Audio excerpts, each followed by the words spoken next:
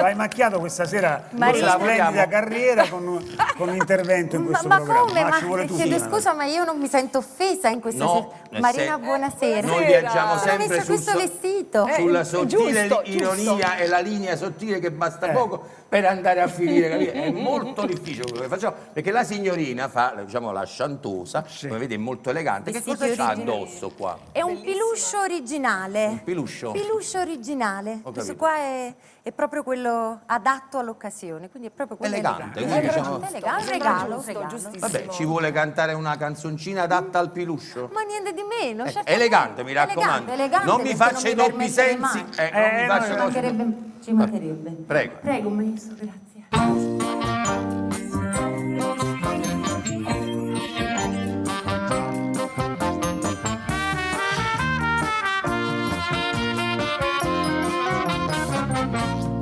Io giovedì da settimana santa la battuletta ietta mi fu struscia e mi piazzai addosso nu piluscia.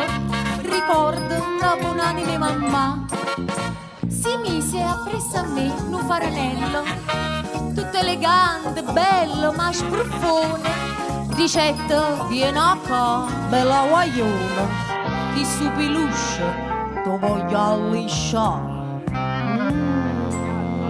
Oh, vero, la ricetta guarda un po', perché è pigliata gente donnicò, soltanto chi mi porterà all'altare, chi su piluscio mio va a lisciare.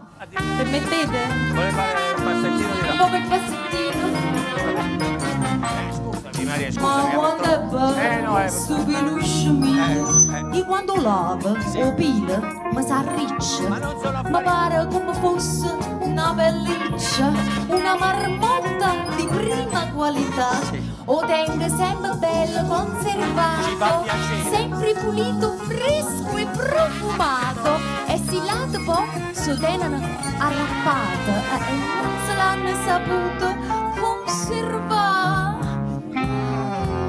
E già, io pigliavo peluche mie e ci mettevo manais. E chi le no peluche fresche, vi pareva il caso? Soltanto chi mi porterà all'altare, o no, chi su peluche mio o vuole lisciare. Va bene, grazie, grazie. Grazie a Elena Vittoria.